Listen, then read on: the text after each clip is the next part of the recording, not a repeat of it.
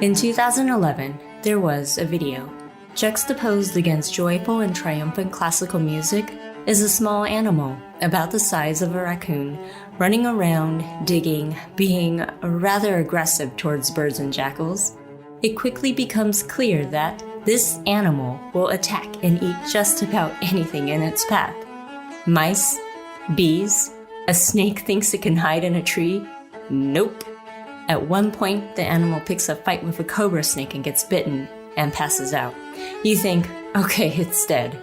But moments later, it just wakes up and starts sleepily eating like cobra. And this animal, if you don't know, is the honey badger. I'm Peggy Wong, and this is Personal Genomics, a podcast from CCG, the Center for Cancer Genomics at the National Cancer Institute. Someone who really loved that viral honey badger video, and honey badgers in general, was Kenneth L. Scott, a professor at Baylor College of Medicine and a cancer genomics researcher for CCG's Cancer Target Discovery and Development Program. In fact, many of Ken's colleagues and friends have come to think of him as a honey badger. On today's episode, we try to figure out how that came to be. Ken was the most spontaneous person I've ever met. This is cancer researcher Tim Heffernan. I am a dear friend of Ken Scott's. We first met each other in 2005. Tim was interviewing to join a lab at the Dana-Farber Cancer Institute in Boston, where Ken was already a postdoc. Ken was instrumental in my recruitment to the lab. He was the one who hosted my visit. When you're recruiting for a postdoctoral fellowship, you're always asked the same question, what is your interest in this lab? But Ken was very spontaneous, and we started lunch with him asking me, why wouldn't I join this lab? It really made me think, why wouldn't I choose this lab? It had tremendous opportunity, was a fantastic mentor. That was his way. He really challenged you to think differently. And Tim and Ken really got to know each other over that first lunch together, finding out that they were very much similar people, maybe different physiques. Ken's a big dude. He was like head and shoulders taller than me. But we were very much aligned with our scientific thinking, and then also on a personal level, sports and family, and comparing and contrasting our lives growing up, me being originally from Boston and him being from Texas. That lunch was important. It was over 2 hours long, and he got up and paid that bill and started dancing right there in the middle of the restaurant. And it was as if he had his own personal dance floor. What kind of dance did he do? He just wanted to prove that he had rhythm. He didn't prove that he could break dance till, several months later. That was the spontaneous nature of Ken Scott, that, nobody can tell him that he can't dance in a restaurant, right? For many researchers, being a postdoc lasts several intense years. There's obviously the science, there's obviously the mentor, but it's also the people. I was looking for an opportunity to work with people that I could certainly get along with and interact with and share this experience over several years. And meeting Ken that day, really put things at ease. I knew leaving the lab that day that I was going to work in that lab, and Ken and I would be really good friends. Tim and Ken spent a lot of time together over the next few years. Ken and I, we sat back to back, and we were both in the lab early in the morning. Ken was always there first, and he got to choose the music. So you would have everything from heavy metal to rap to pop to teen pop. He had a pretty eclectic musical taste. We were very serious with respect to our science, but, we worked hard, we played hard. In that particular room of the laboratory, it was 4 of us, and Ken was able to convince some of our technical staff that we had a boy band. And Dana-Farber is located on Binney Street in Boston. And so we called this band the Binney Street Boys. When we were asked to prove it, he would break out into song and really start dancing. And amazingly, I think people actually believed us. We almost believed that we had a boy band. Did you join in and do some a cappella? Oh, you didn't have a choice. When Ken said, all right, here we go, you had to join in. That was just the way that it worked. Very early on, Ken had this vision of functionalizing the cancer genome. Functionalize, a term Ken liked to use, meaning to wade through the hundreds to thousands of genes mutated or deregulated in a particular cancer, identify the specific set of genes that we call drive. And once you've figured out the key changes, work out what the mechanism was, how they were contributing to cancer pathogenesis. It's worth taking a moment to appreciate that today, this type of functional work is prevalent, enabled by sequencing and other modern technologies. But Tim and Ken were having these brainstorms in 2005. This was rare. At the time, we were using very low resolution technologies, looking for amplifications and deletions. And these would be large sections of chromosomal arms. Meaning each data point would tell you about not a single gene, but 200, 300 genes. We needed to think more creatively on how to functionalize that data to identify which of those genes is contributing. As a postdoc, Ken started to develop high-throughput platforms for screening cancer genes. He was a technical wizard. He would draw it out on a whiteboard, and in a matter of weeks, he would have the prototype system up and running. When I talk about the technologies that he was thinking about building, this was not about what he needed. It was about what the field needed. He had an incredible ability to understand and appreciate the gaps and the challenges, and then, strategically develop technologies that would address those challenges. Eventually, Ken moved to Texas to work at Baylor College of Medicine, where he started his own lab. My name is Caitlin Griskoviak. I was Ken's graduate student. The first time I met Ken was during my graduate school interview. I walked into his office and he was leaning back in his chair with his cowboy boots, on his desk. He had a collection. He calls them postdoc skin boots. On the Skype interview, I put a very formal, nice picture of myself, of course. But Ken's profile picture, he was riding a motorbike, and then they have a cloth wrapping their head. And then he also make a funny face in his profile picture too. This is Sam Zhang. He was a postdoc in Ken's lab. When I moved here, at the first few weeks, I stayed in a hotel and I knew nothing about this country. And he was very nice to drive me around Houston, to show me around. He helped me to find an apartment and also set up the electricity. Basically, the first day I saw him, he already took me around to do all these things. So at the end of the day, I had my apartment secure and also I got a mattress. Like a full package welcome. Yeah.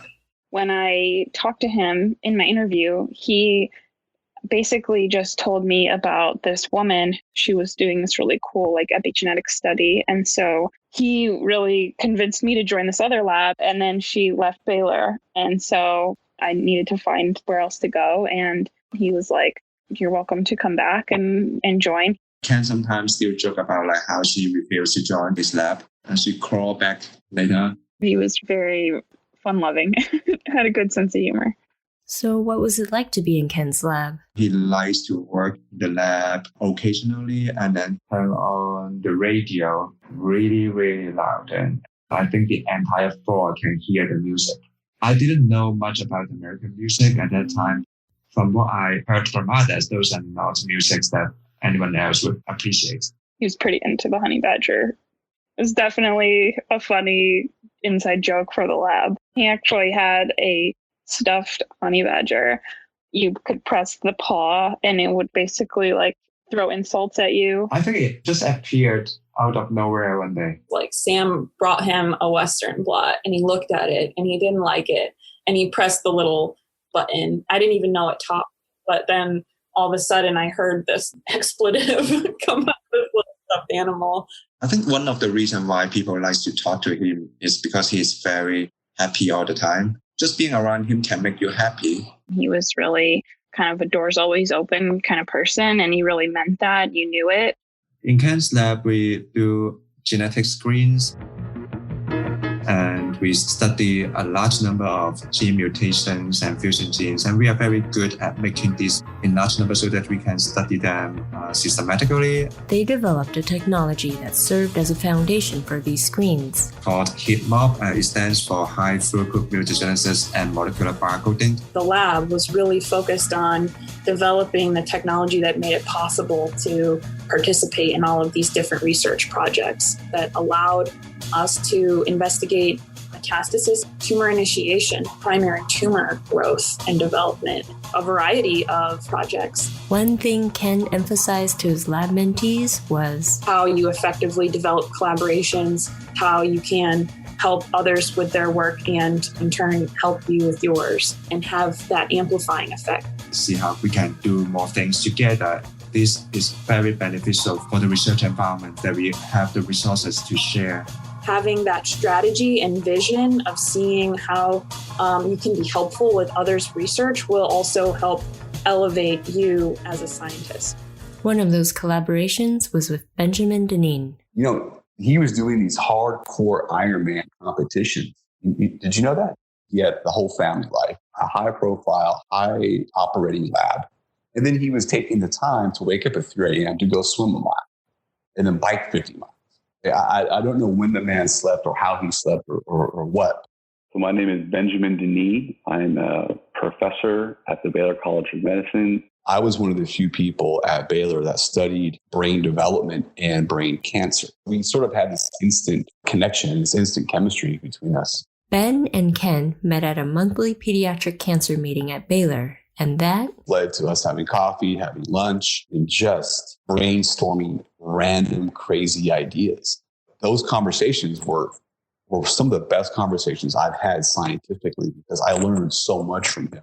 What really kickstarted our collaboration was the state of Texas has these calls for grants every year. He and I decided just to throw one in there just to see what would happen. It was just these crazy ideas where we were going to take functional genomics and do it in the developing brain. They were going to study glioblastoma, but not in a dish, but in an actual developing mouse brain. Even now, genetic screens most often take place in cell lines, cells that grow in a dish and are easier and faster to handle. But Ben and Ken decided to combine their technologies and do it in an animal model, mice. And somehow we got it. And it speaks to Ken's brilliance, really, because he's the one who had all the concepts.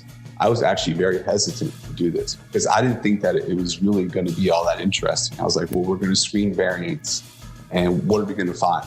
If we find a new driver, so what? And I have to concede, he dragged me kicking and screaming into this project. Another collaborator on board with Ken's ideas, but more enthusiastically, was Gordon Mills. I think to a degree, I've ended up in many cases being the cheerleader of saying, okay, let's keep pushing. If it didn't work, let's go back and find a way to make it work. I'm Gordon Mills. When I met Ken Scott, I was the chair of systems biology at the MD Anderson Cancer Center. It only took a few minutes to realize that this was a very special young scientist. He walked in and there was a clear presence. I would say that I probably learned as much or more from him than he did from me in terms of science. One of the challenges that we have today in precision oncology is trying to understand the functional consequences of the mutations that we see in patients' cancers. The community has sequenced now tens of thousands of cancers and have identified over 3 million different mutations and genomic aberrations in those patients. A lot of important work has been done in sequencing the tumors of patients, essentially creating long lists of gene alterations. But functionalizing a list, whittling it down to the drivers and figuring out how exactly they contribute to cancer is difficult and time-consuming, and Ken wanted to create ways to do this quickly and systematically. If you're going to characterize a large number of genomic aberrations, you need a way to make them at scale.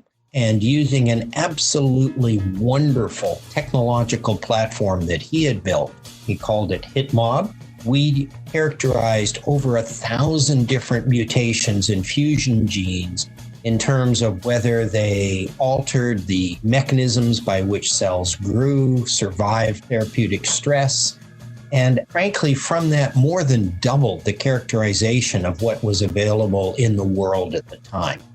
So Ken contributed massively to understanding what we would do for an individual patient. Here's Ken's friend Tim again. He actually did an experiment where he generated all of the mutations identified in a single patient's tumor. Functionalization work can sometimes take years. Ken wanted to condense that and show that it was possible to identify unique mutations for a single patient in a short amount of time. And those unique mutations were potential drug targets specific for that patient. And so his vision evolved to truly patient-centric. Could he develop a system that would enable new identification of mechanisms that were driving a specific patient's tumor? And is there a way to rapidly translate that data into a new, more effective therapeutic? That was really at the forefront of what he thought was possible, that we could actually identify in real time any kind of genetic aberration and put them into either basket clinical trials or really be able to focus in on how their specific mutations or aberrations are affecting their treatment outcomes. We were at my house and we were watching the Super Bowl. Ken and his wife Laurel and his kids had come over, and he had mentioned that his hip was bothering him. And my wife, who's a physical therapist, he asked if she could do some activity tests, and she thought that, it could just be tendonitis or something associated with him participating in a triathlon. She suggested that maybe he goes in and gets this tested out by a specialist. I remember getting an email from him. I don't remember what the subject line was, but it was just one word, basically telling us he had some news to share. I thought it was something like he bought a very expensive machine for the lab and we need to think hard on how to use it. So we all went to the meeting room the next day. We heard somebody get off the elevator and come in crutches. I thought at that point he just maybe injured himself because he was training for, I don't know, maybe his third Ironman or something. And he came in his crutches and he just said, "Guys, I have bone cancer." And that was how we found out.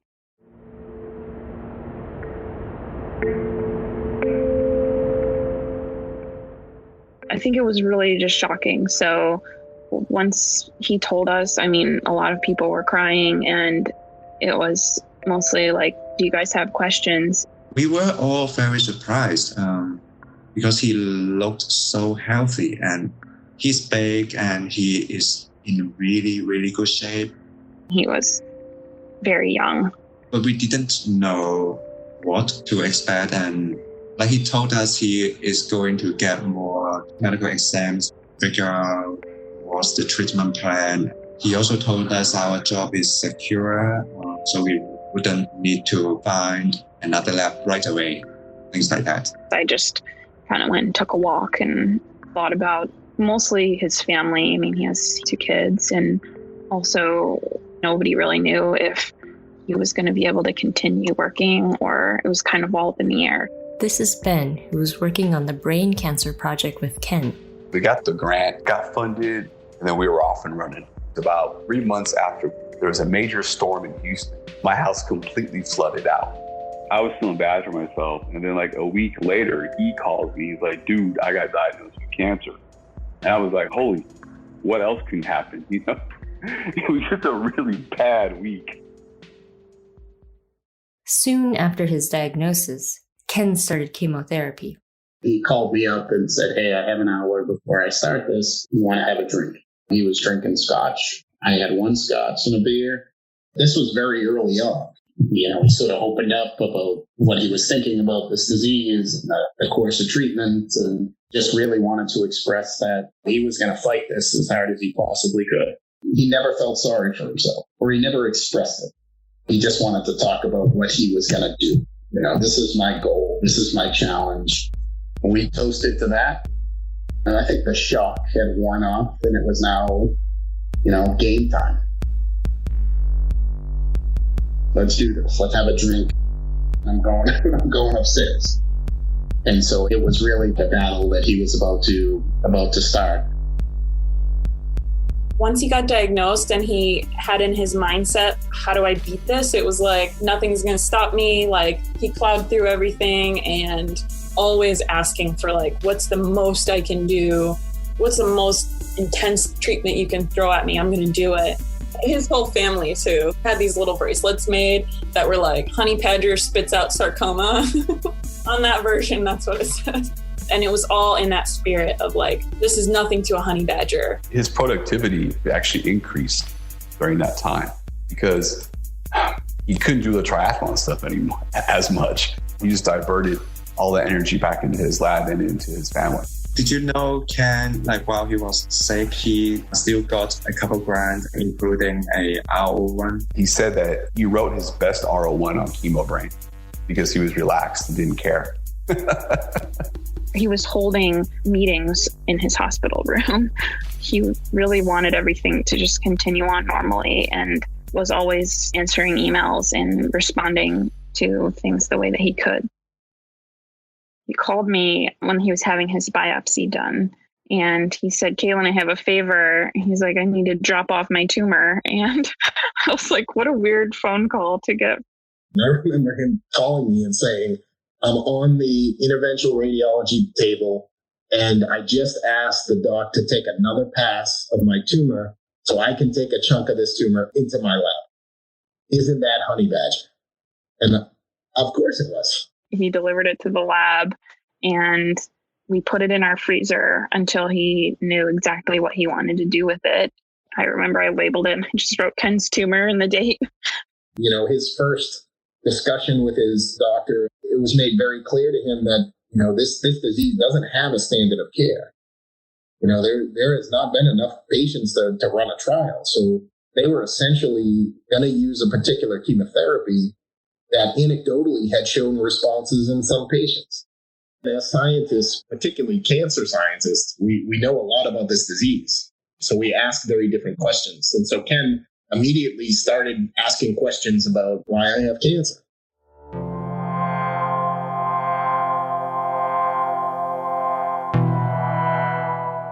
I want to sequence this tumor. I want to establish an animal model. I want to establish a cell line. Ken started to study his own cancer, and Gordon and Tim joined the effort. Ken had so many friends and colleagues, and when the news broke around the medical center here in Houston, everybody was involved. This was personal for us. I'd gladly put my efforts into characterizing this. A much broader community stepped in and said, I have ideas, I have concepts. Can you send me a little bit of tissue? Can you make a mouse or a cell line? We extensively characterized that sarcoma. We set up a collaboration with multiple people around the world to look at ideas. Major leaders stepped up and said, I'm going to do this without question. But it didn't help. He had a very rare mutation that activated a number of pathways that Ken had defined. We didn't have any really exciting targeted therapy or immunotherapy that we could move forward to help Ken. With the help of colleagues and friends, cutting-edge scientists in the field, Ken identified the mutated gene responsible for his sarcoma. However, there was no known drug for his disease. It is extremely hard when you realize that despite all of the work we've done, all that we have learned, all of the effort that we have put into this, so much of the time we don't succeed. We didn't have the therapeutic specifically for him. And it was ironic. Unfortunately, we failed him. That was, I think, the most heartbreaking in a sense. What is it like to figure out exactly what is going wrong with your body, but not be able to do anything about it? He underwent 24 cycles of diverse chemotherapies. He never lost, his passion. He always wanted to learn more. Ken was very open about what was going on. I mean, he was very transparent with us about how his disease was progressing. Every time he got an update from his oncologist, he would let us know. So we were always informed. He was always positive, the eternal optimist, and he knew this was just, a bump in the road. This was a challenge that he was going to have to face, but he was going to make the best of it.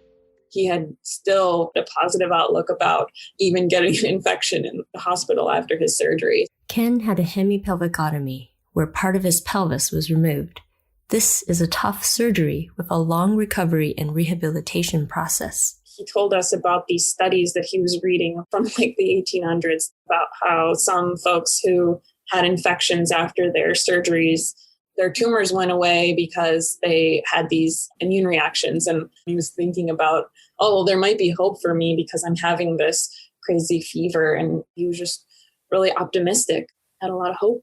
There was a chance that he could have the entire leg removed with the pelvis, but he got to keep it at the end. So he was happy. He actually showed us some videos, like a guy with a similar situation did training and then could go back to a certain level of physical activity. So he was pretty optimistic about it. With his positive energy around the room, I was totally believed that he would be fully recovered from it. I visited him in his recovery room, and coming back to the honey badger, he said, "I'm going to get up and I'm going to walk again." Now, this was a serious surgery. That was the time where I told him that he should take it easy and let himself rehab and get better. But every day that he spent in that hospital was another day that he wasn't going to be at home with his wife and kids, or it was another day that he wasn't going to be in his office talking about the next experiment. And so he knew that he had to get out of it. But that was a major surgery. And those discussions were hard.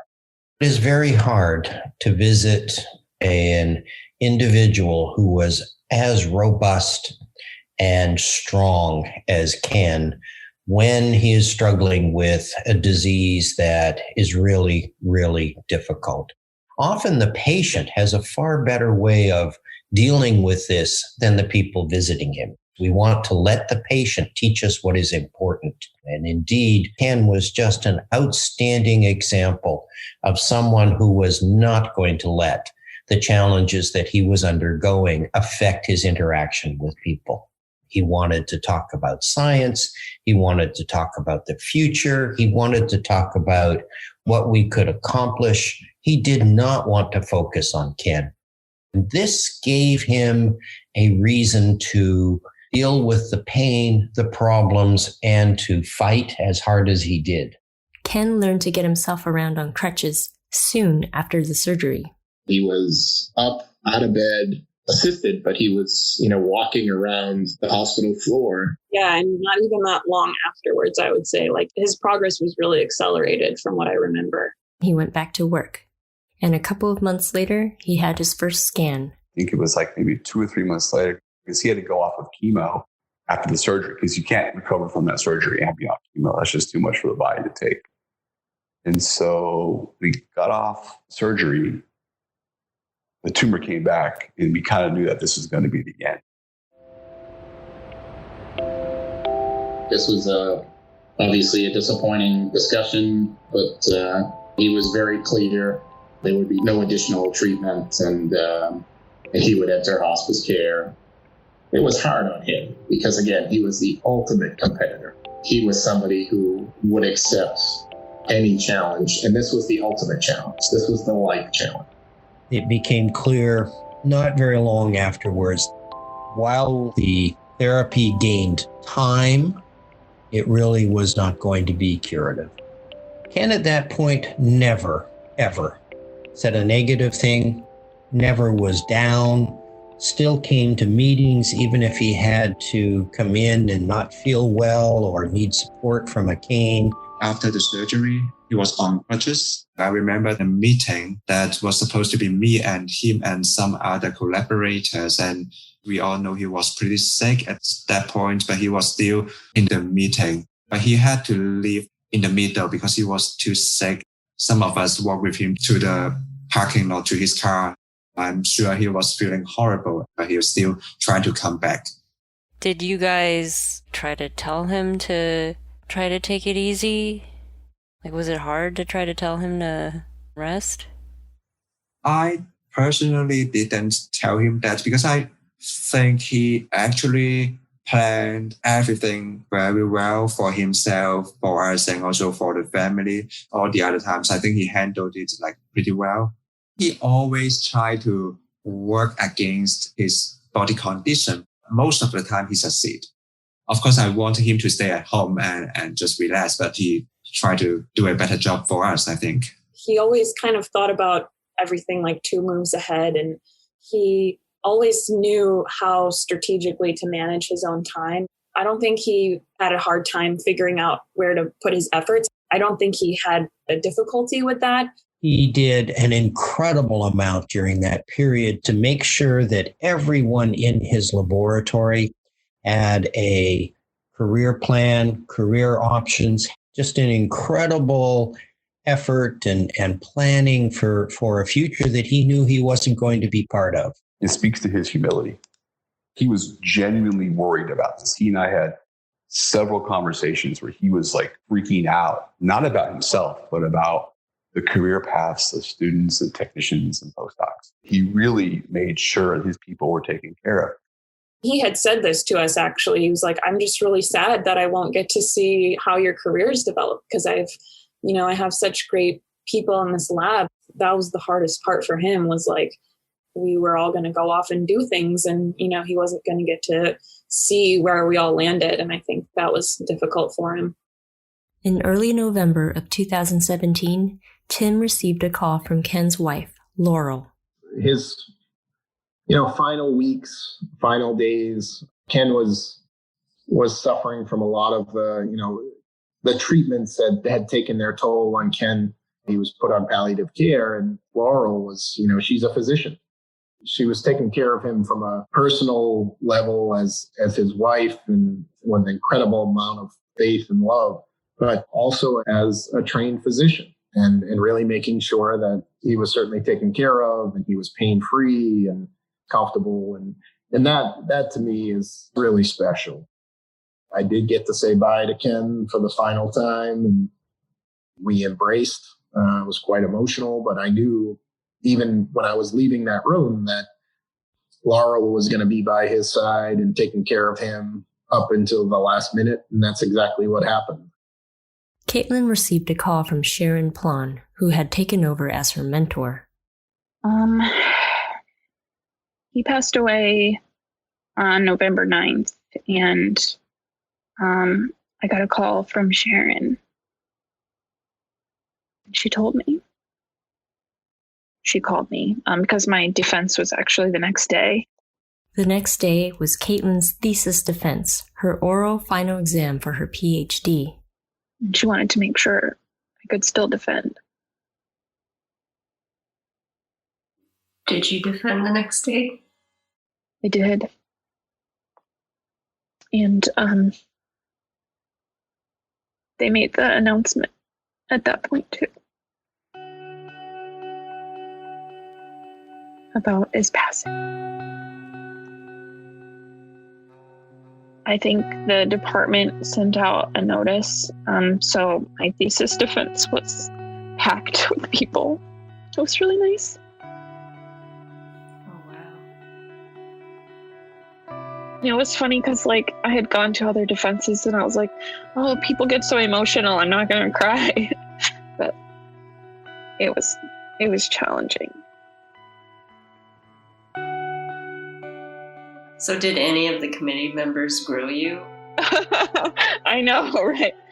I was actually grilled on a couple of things, and I appreciated it at the time because it kind of helped, transition everything in from a emotional point to oh, we have to get back to business. His wife was planning to be there. She wasn't able to come because of the funeral arrangements, but they set up a live stream for her. I think that was important to her to kind of see that through for him. Ken was 43 years old. He's such a good person, good researcher, and good mentor, and he was so young when he died. So I felt like he he would have way more contributions to research if he could have lived. That's my frustration. It all would have been so different if things had gone the other way. But to me, it's like his story, I think, is like cut short in a way. I feel like he was just getting started. When Ken got his first scan after the surgery, he knew he had to start preparing for the end of his life. What is it like to close out your lab when you're just starting out? So Ken makes a plan. Like I said, he's a very good planner. He basically just share everything out. Ken arranged for another PI to take over his lab space, along with one of his grants. For 2 labs to merge, we need to allocate space for the equipment that they have. What actually kind of transitioned in that way of we needed the same reagents and materials and lab notebooks to be there. Ken made sure there was funding for his trainees to stay in the lab with the new PI until they decided on their next moves. I stay a little bit longer after they moved in and work with the new people. There was a period in between where I needed to wrap up some experiments before I started my postdoc.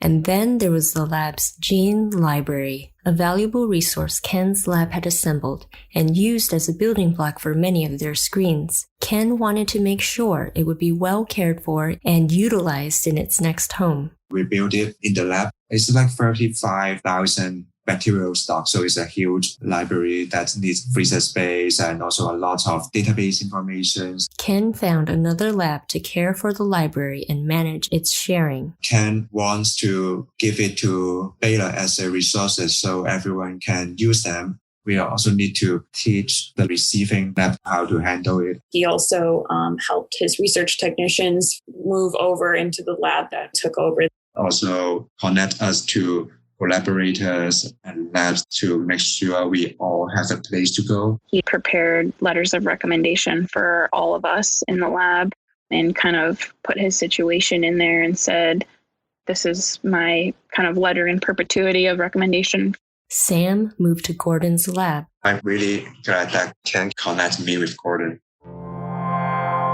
My goal is to learn more about proteomics and find a way to combine the genetic technologies from Ken's lab with the proteomics.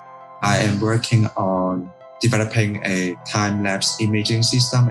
We can do a drug screen on the patient samples. Then we can tell whether the patient's cell is sensitive to the drug or resistant to the drug. By combining these two, then we will have a better understanding of the cancer biology and find a better way to predict the drug response. Caitlin went on to her postdoc, but afterwards, I made the decision to move from my postdoc to a role that works on policy, in large part, I think, inspired by Ken's struggle. You can find your mutation or your driver behind your cancer and you can find a drug. But even if you're lucky enough to do those things, and figure out how to get that therapy takes time. And I think patients don't have time. And so there's so many barriers that are created not through science. That's something that I think about a lot when I do my work now. For Ben, he continued their glioblastoma project. They completed the screen that Ken designed and identified possible driver mutations that contribute to glioblastomas in mice. I was being a skeptic. I was like, I bet you they're all going to be the same. Who cares? But then they took a closer look at those tumors. Our jaws just dropped. Like, we didn't believe it.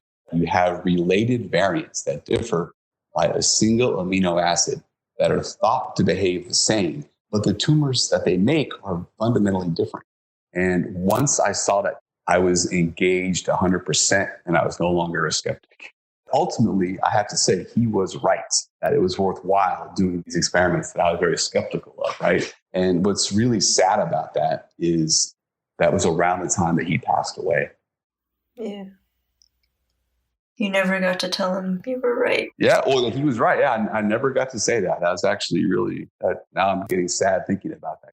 We never got a chance to share with him how cool it was that you had related variants that behave very differently, which is surprising. And it speaks to the need to functionalize all of these different variants.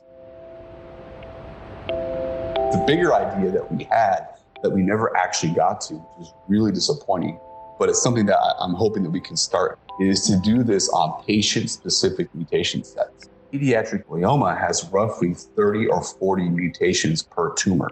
Few enough mutations that they could test all of them in the lab, using the mouse system Ken designed, and figure out which ones are important for their cancer on a per-patient basis. So the idea would be to recapitulate all the mutations, throw them into a mouse, and ask which ones are drivers and which ones are passengers. His screen was basically proof of concept that we could do it on a large scale and that we could apply this technology to doing it in patient-specific cohorts. Ben continues to collaborate with Gordon along with many other researchers across different fields, brought together originally by Ken. It really speaks to Ken's gravitas, or his magnetism. He was a larger-than-life personality, and I miss him dearly. There's no way that I could pull this off on my own. Gordon, who is now at the Oregon Health and Science University, continues to work on many of the concepts that he had originally started with Ken. When Ken passed, in his honor, we renamed the project that he and I led, and now Ben Deneen and myself lead, to the Honey Badger Project. Ken had a rare and difficult sarcoma. There's really very little known about what you would do for sarcomas that change therapy management. We have now developed probably one of the first and useful sarcoma models that we can explore in animal systems. We have a new patient last week who had an unusual fusion gene, one that had never been characterized before, and we're using the technology that Ken Scott developed to do that characterization. We have just published the largest collection of genomic aberrations that have been characterized. He trained an incredible group of people, and those people are now setting up their own laboratories, their own projects, and embracing the concepts that Ken brought forward in terms of collaborations, innovation, and making a difference. Seeing what happens to the Ken Scotts of the world, to other patients, and really saying we have to do more and we have to do it faster. It's a driver. Tim is now at the MD Anderson Cancer Center.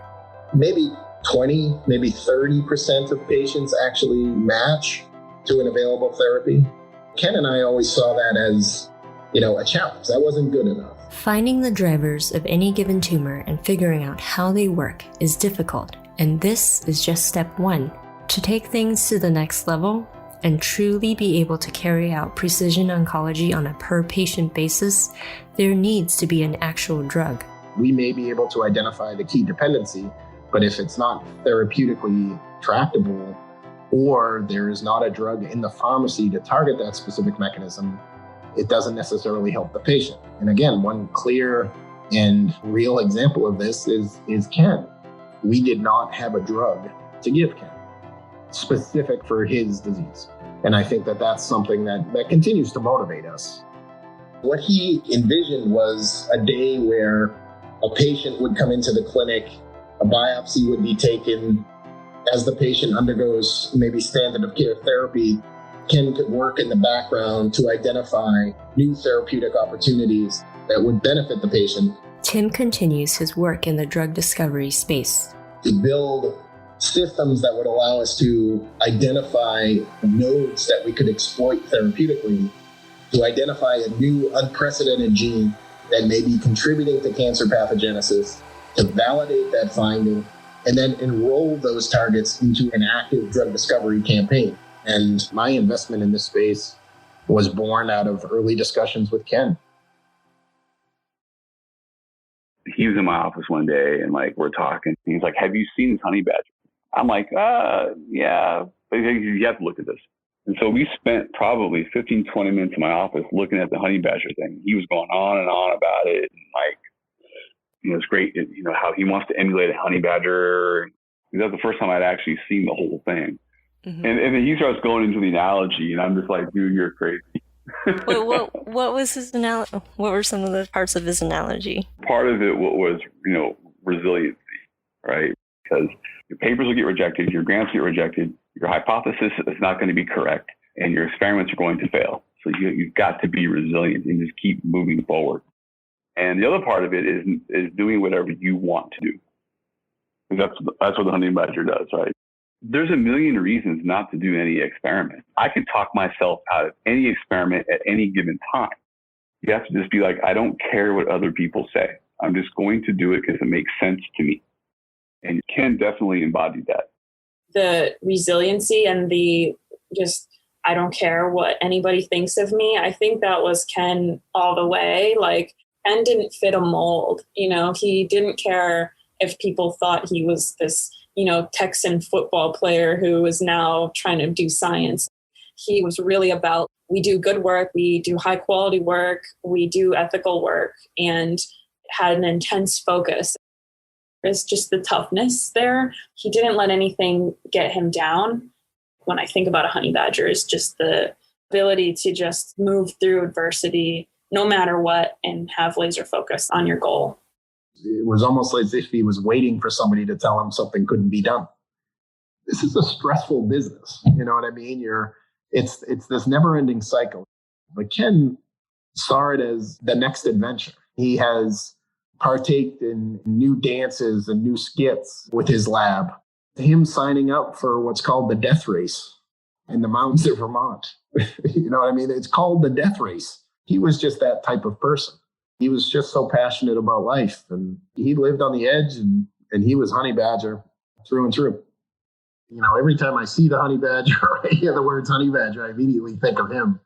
I always associated Ken with the honey badger prior to the YouTube video or, the football player from LSU. He talked about being the honey badger before the video? Yeah, oh yeah. Yeah. And that Ken put me onto the video as to say, okay, this is what I'm talking about. Even today, it's almost 3 years since he's passed. And I know that if I walk through my lab and start talking about honey badger, everybody knows who I'm talking about. So your interactions with them were, more professional, as you said, but did he tell you about the honey badger and show you that video? I think that you don't want to take this too far. We use the honey badger in his honor, but it's not really the full description of the breadth of Ken Scott. Yes, we clearly did discuss just how striking the honey badger is considered to be the toughest animal pound for pound on earth. He absolutely was struck by the power, the strength, the willingness of this animal to compete. And I think in his Ironman life, he was that competitive. But the other aspects of him are incredibly important. In science, he was a collaborator, he was interactive, he cared for everyone around him in a way that is truly exceptional. Beyond the breakdancing and the Ironman, and obviously his incredible science, I think he was a model person, and he was a human that I think a lot of people would strive to live up to. We became great friends, great colleagues. We bought a house in the same neighborhood, so our kids grow up in the same schools, and it's wonderful to see. But I do miss my friend. I miss him a lot. He has certainly left an incredible legacy that continues to inspire me every day. Ken's trainees have moved on in their careers, and many have also started families. I just wonder if, because I have a 1-year-old daughter, she keeps yelling all the time. Oh, that's fine if you hear some screaming at the background. Oh, sure, that's totally fine. Yeah, that's actually one thing I really want to share.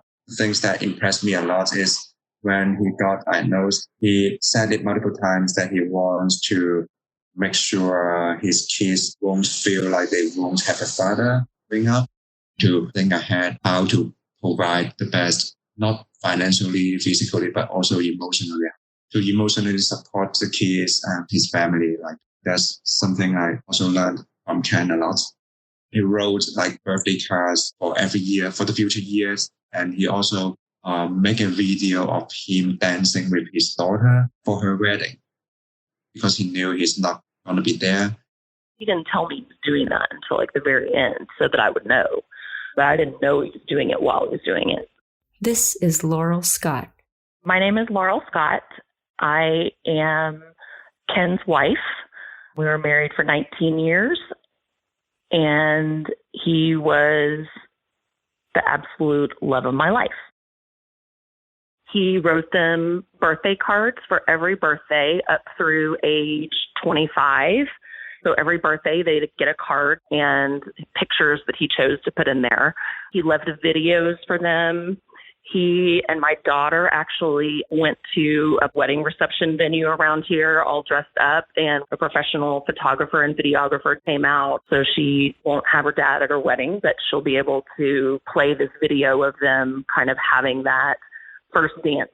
He actually left notes hidden, which I've found over, the last few years, just random places. We were playing the board game. We opened it up, and all of a sudden my daughter was like, "Oh my gosh, it's a note from Dad."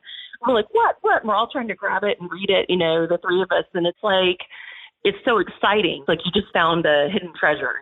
For somebody to do that when they are in the midst of really miserable physical suffering and just knowing that everything that they've worked for and lived for their whole lives is just sort of coming to an end. But that was what his focus was, because he just felt such strong love for them. His research has continued and been published, and the kids and I are thriving despite the fact that we had this tragedy in our lives. It's all the stuff that he set into motion to be sure that everyone would be okay. About him being the honey badger, it started out all as just being fun and lighthearted because of the way that he faced life. And it didn't become like a more serious role until he was sick. Everything he did every day was crazy and honey badger don't care kind of drama. I used to like climb on the roof and trim the palm trees while he was wearing a backpack of chemo. I mean, there's lots of things like that, but honestly, the way that he handled his illness and how he fought it, that has to be the most incredible, brave, it's okay, I've got this situation that I've ever saw. There actually is a stuffed honey badger that we have in our house that says some rather inappropriate things. I think that's just sort of a term of endearment that a lot of his science friends call him now. I think sometimes it seems like people are maybe just remembering the good things because he's gone, but the reality is that's really how he was. Family was always first to him. He was always there for anything that we needed. If, the kids had a game, a performance, not just when he was sick and realizing, okay, I've got to make every minute count. I mean, he really lived his life that way before he ever was diagnosed with cancer. My son is a mini me to his dad. He just has the exact personality, just happy-go-lucky, just whimsical. He loves jokes and pranks, and our daughter has these just absolutely perfect pieces of him. His humor, his sarcastic wit, courage. Really, I see him every day just by watching the two of them as they go through life. Sometimes one of their facial expressions will be exactly his facial expression. It's really actually pretty cool to see. And I just think that they are amazing. And they have shown such strength and such fortitude. And they're such loving, generous, kind people. That's what we work so hard to instill in them.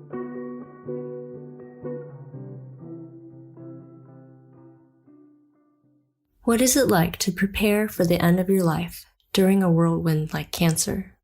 I spent a lot of time talking to Ken's colleagues, trainees, and friends. Nobody can tell him that he can't dance. No, it's music that anyone else would appreciate. And his wife. Honey badger. It's like, oh my God. More people than can be included here on this episode. It's just the dogged way he went about getting his way. In a brand new lab that has limited resources. To try and understand what he might have been feeling. Physically. So you can imagine how unwell he was. And mentally. He wasn't going to get to see where we all landed, and I think that was difficult for him. It's hard to get underneath the thick skin of a honey badger. But here's what I do know. He must have been busy. Like I said, he is a very good planner. Career plan, career options, help them make. He must have really focused on the things that he cared about. Freaking out, not about himself, but the career paths of students. He would always switch the conversation to how you were doing, how your family was doing. While others slept, he was preparing, building. He would email us at like 3:45 in the morning. Ken stayed up all night and made sure that I had a letter. Setting things in motion. Notes hidden, which I've found over, the last few years. Today, 3 years after his death, we are still seeing pieces of his research, his hopes and dreams being carried out. Inspired by Ken's struggle. It speaks to the need to functionalize all of these different. Ken and I always saw that as, a challenge. That wasn't seeing what happens to the Ken Scotts of the world and really saying we have to. There is just no way anybody could succinctly capture all of one person's impact on the cancer research world, on the lives of their colleagues, mentees and friends, on their family. But everyone I spoke to agreed we could try to explain Ken in the way of the Honey Badger video. I'll just start from the top. Okay. This is Ken Scott. Watch him run, swim, and bike. Watch him screen, collaborate, innovate. Watch him train and mentor. He is incredible. He's pretty crazy. He's pretty hardcore. He's pretty intense and awesome. Look, he runs all over the place. Whoa, watch out, says the neighbor. Oh, he's blasting music in the lab. Oh, he's got a backpack full of bricks. Oh, he's rolling a giant tire. Oh, Ken Scott is just crazy. Oh, Ken Scott is just crazy. Ken has placed in Ironman competitions. Wow, Ken has placed in Ironman competitions. He's also gotten career development awards and prestigious grants. He doesn't really care. If he set a goal, he's going to do it. If he set a goal, he's going to do it. Now look, he's there at the Taekwondo tournament. Now look. He's there at a choir performance. Look, he's doing his 4 a.m. workout. He's sending email while he's doing it. That's impossible. He just doesn't stop. He just doesn't stop. He just doesn't stop. Ken has a fairly long body, but a distinctly thick set of broad shoulders. And, he does the worm. Transitions into a windmill. And tops it off with a perfectly executed backspin. Now look, here's 2 million aberrations found in cancer patients that have not been functionalized. You think Ken Scott cares? You think Ken Scott cares? You think Ken Scott cares? No. He doesn't. He goes right in and designs a high throughput screen to figure it all out. He doesn't care about being wrong. He just tries again. Nothing stops Ken Scott when he sets a goal. Nothing can stop Ken Scott when he set a goal. Oh, that's so Honey Badger. Now see, what's interesting is other researchers. They might be skeptical of his large-scale disruptive approaches. They say, I don't think the technology is really there. I guess we'll give it a shot. Cancer biologists? Neuroscientists? Developmental biologists? They say, all right, Ken. All right, Ken. Go for it. And you know what? Computational biologists say it too. But Ken gets them to all join in, and now they're a real team. That too is so Honey Badger. That's so Honey Badger. At nighttime, Ken writes emails, papers, and grants. And then some fictional stories because he doesn't really need much sleep. He really doesn't need to sleep. Oh, little does Ken know. FYI, he has chemo brain. While he's writing, the poisonous venom is seeping through Ken's body, and he passes out. Ken is going to pass out for a few minutes. And then he's going to get right back up and start writing all over again. Look at this. Look at this. Look at this. Like nothing happened. Like nothing happened. Ken gets right back up and continues writing. And of course, what does Ken get later? An R01. That's so Honey Badger. That's so Honey Badger. Oh, that's so Honey Badger. That's so Honey Badger. That's so Honey Badger. And that is Ken Scott.